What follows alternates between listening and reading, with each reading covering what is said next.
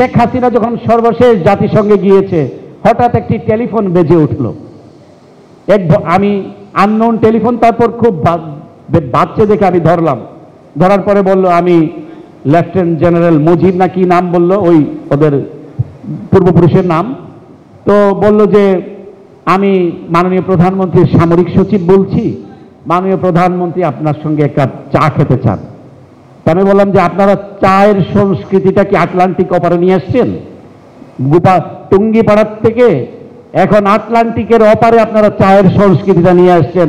Mind it general, it is United states. আপনারা যদি গণতন্ত্রে বিশ্বাস করেন, আপনারা যদি মনে করেন India is the largest democracy in the world, তাহলে আপনাদের মানুষের আকাঙ্ক্ষার প্রতি আপনাদেরকে গুরুত্ব দিতে হবে, মানুষের আকাঙ্ক্ষার প্রতি আপনাদেরকে শ্রদ্ধা পোষণ করতে হবে। আমি ভারতের সঙ্গে আমাদের সম্পর্ক হতে হবে বন্ধুত্বের, বন্ধুত্ব হতে হবে সমমত, সমতা এবং সমমর্যাদার ভিত্তিতে। আপনি যদি আমার সুপেরিয়র ভাবেন তাহলে তার বন্ধুত্ব হবে না। অবশ্যই ভারত বাংলাদেশের একটি বড় প্রতিবেশী রাষ্ট্র, 54টি অভিন্ন নদী আমাদের রয়েছে, বিশাল ল্যান্ড বাউন্ডারি আমরা হেল্প করি, আমরা শেয়ার করি। কিন্তু ভারতের সাথে ভারতকে এটা বুঝতে হবে যে বাংলাদেশের মানুষকে, মানুষের হৃদয়কে জয় করতে হবে। বাংলাদেশের মানুষের পেছনে গোয়েন্দা সংস্থাকে লেলিয়ে দিয়ে বাংলাদেশের মানুষের মন পাওয়া যাবে না। সুতরাং আপনাদেরকে গোয়েন্দা সংস্থার লোকদেরকে নিয়ন্ত্রণে রাখতে হবে। আপনাদের এই যারা গোয়েন্দা সংস্থা দিয়ে বাংলাদেশের মানুষের, সাধারণ মানুষের অধিকার কেড়ে নেওয়ার জন্য এই যে এস্টাবলিশমেন্টে যে কাজ করেছে, এটি অত্যন্ত অন্যায় কাজ করেছে, গর্হিত কাজ করেছে। আমি বলেছি এনাফ ইজ এনাফ। এখন আপনাদের ড্যামেজ কন্ট্রোলের সময়, এই ড্যামেজটা আপনাদেরকে কন্ট্রোল করতে হবে। এবং আমি রাহুল গান্ধী কিন্তু তিনি একমত পোষণ করেছেন, বলেছেন আমরাও একটা ব্যক্তি বিশেষের সঙ্গে, তিনি যেটি বলেছেন, যদিও তিনি সরকারে নাই, সরকারে যারা আছে তারা তো আপনারা জানেন তারা কারা, তাদের কিন্তু তিনি বলেছেন যে আমিও এককভাবে কোনো ব্যক্তির সাথে, কোনো দলের সাথে সম্পর্ক আমরা করতে রাজি নই। আমরা বাংলাদেশের মানুষের যে অ্যাসপাইরেশন, এবং প্রফেসর ইউনূসেরও ভূয়সী প্রশংসা তারা করেছেন, কিন্তু আমরা চাই মানুষের আকাঙ্ক্ষার প্রতি আমরা রেসপেক্ট করতে চাই। যদিও আমরা দেখেছি 2014 সালকে সুজাতা সিংকে তারা বাংলাদেশে পাঠাতে ভুল করেনি। সুতরাং এই ভুলগুলি আর করা যাবে না, এবং বাংলাদেশের মানুষকে দমিয়ে রাখার অথবা পারচেজ করার চেষ্টা নয়াদিল্লি যাতে আর না করে।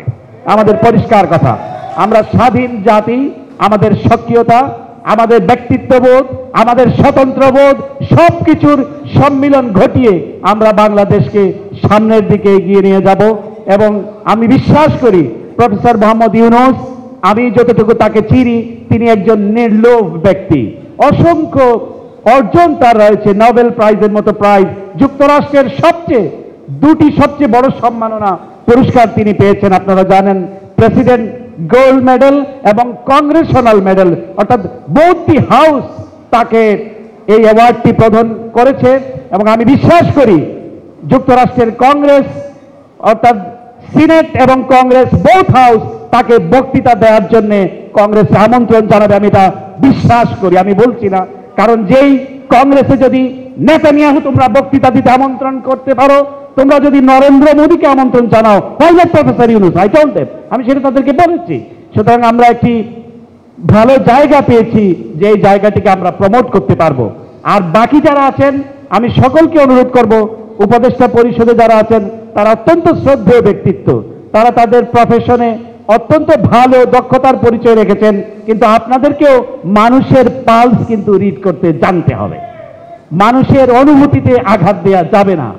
এই 15 বছরের দুঃশাসনের বিরুদ্ধে যারা লড়েছে, যারা গুম হয়েছে, খুন হয়েছে, তাদেরকেও আপনাদের অ্যাকাউন্টে নিতে হবে।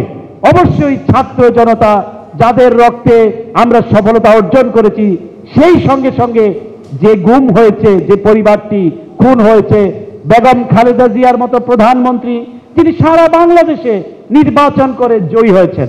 অনেক মিডিয়া আমাকে বলে, যখন আমি প্রশ্ন করতাম, বলতো খালেদা জিয়ার সহকারী প্রেস সচিবের প্রশ্নের জবাবে অ্যাডমিরাল কিরবি এটা বলেন। প্রথমত হলো, খালেদা জিয়ার সহকারী প্রেস সচিব হিসেবে আপনি কি সেখানে যেতে পারবেন? আর বেগম খালেদা জিয়ার সহকারী প্রেস সচিব আমি ছিলাম না, আমি ছিলাম বাংলাদেশের নির্বাচিত প্রধানমন্ত্রীর সহকারী প্রেস সচিব। সুতরাং তিনি নির্বাচিত ছিলেন 2006 সালে। এটি আমি এই অংশটিকে আমি গর্বের অংশ মনে করি, আমি লুকানোর জন্য বলছি না। কিন্তু প্রধানমন্ত্রীর অ্যাসিস্ট্যান্ট প্রেস সেক্রেটারি হিসেবে আমি দায়িত্ব পালন করেছি।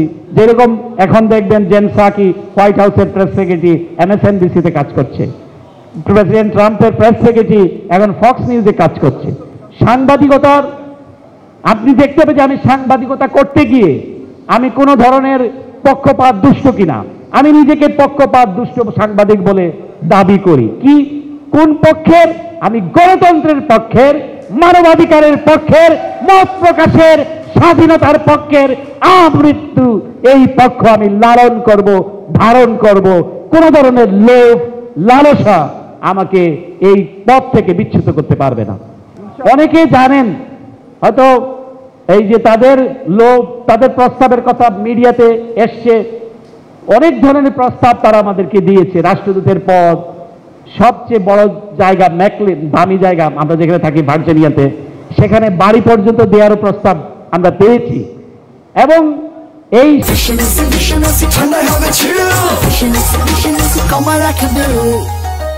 শেখ হাসিনা যখন সর্বশেষ জাতিসংঘে গিয়েছে, হঠাৎ একটি টেলিফোন বেজে উঠল। আমি আননোন টেলিফোন, তারপর খুব বাচ্চা দেখে আমি ধরলাম। ধরার পরে বলল আমি লেফটেন্যান্ট জেনারেল মুজিব না কি নাম বললো, ওই ওদের পূর্বপুরুষের নাম। তো বলল যে আমি মাননীয় প্রধানমন্ত্রীর সামরিক সচিব বলছি, মাননীয় প্রধানমন্ত্রী আপনার সঙ্গে এক কাপ চা খেতে চান। তা আমি বললাম যে আপনারা চায়ের সংস্কৃতিটা কি আটলান্টিক অপারে নিয়ে আসছেন? টুঙ্গিপাড়ার থেকে এখন আটলান্টিকের অপারে আপনারা চায়ের সংস্কৃতিটা নিয়ে আসছেন। Mind it general, it is United states. তা আমাকে বলল না আমি কিন্তু, আমাকে ইমপ্রেস করার জন্য সে আমাকে বলল যে আমি কিন্তু ম্যাডামের SSF এ ছিলাম। আমরা ম্যাডামের SSF বুঝতে পারি নাই। বলো যে আমি ম্যাডাম যখন প্রধানমন্ত্রী ছিলেন তখন আমি SSF এ কাজ করতাম। আমি বললাম যে সেই বিবেচনায় কি হাসিনা, এইভাবেই সেই বিবেচনায় কি হাসিনা আপনাকে SSF এর প্রধান অথবা সামরিক সচিব করেছে, সেটা আমাকে বিশ্বাস করতে বলেন? বললো আমি ভাই আপনার সঙ্গে আসলে তর্কে পারবো না, বুঝেন তো আমরা চাকরি করি, তো এই জন্য আপনি যদি এক কাপ। আমি বললাম আমার যা কিছু সব কিন্তু পাবলিক, প্রাইভেট কিছু নেই। আমি অবশ্যই শেখ হাসিনাকে দাওয়াত গ্রহণ করব, সেটা পাবলিকলি। আমি তার প্রেস কনফারেন্সে যাব এবং প্রেস কনফারেন্সে গিয়ে আমি পাবলিকলি তার সাথে কথা বলবো। আমি তাকে দুটো প্রশ্ন করব এবং এই দুটো প্রশ্ন আমি আপনাকে অ্যাডভান্স দিয়ে দিচ্ছি। একটি প্রশ্ন হলো যে শেখ হাসিনা যে বাংলাদেশকে কবে তিনি একটি নির্দলীয় নিরপেক্ষ সরকারের কাছে ক্ষমতা হস্তান্তর করে মানুষের উপর থেকে এই জগদ্দল পাথরটি সরিয়ে নেবেন, সেটি আমার প্রথম প্রশ্ন।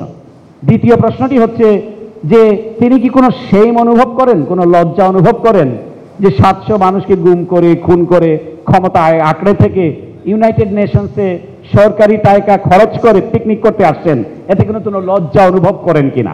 এই দুটি প্রশ্ন আমি তাকে, তারপরে সে বলল, আমি বললাম যে আমাকে এখন একটা ব্রিফিংয়ে ঢুকতে হবে। প্রশ্নটি করেই আমি ফোনটি রেখে দিয়েছি। আমি কথাগুলি বলছি নিজেকে জাহির করবার জন্য নয়। অর্থাৎ তারা এভাবে করে শুধু মানুষের জীবনহানি করেনি, তারা মানুষের চরিত্রকেও বিনষ্ট করতে চেয়েছে। আল্লাহ রাব্বুল আলামিনের অশেষ রহমত যে আমরা সেটিকে, লোভকে সংবরণ করতে পেরেছি, কোনো লালসার কাছে নতি স্বীকার করিনি। যাই হোক, আপনাদের আবেগ, অনুভূতি, ভালোবাসার কাছে আমি ঋণী এবং আমাদের মত প্রকাশের স্বাধীনতার সংগ্রাম, গণতন্ত্র প্রতিষ্ঠার সংগ্রাম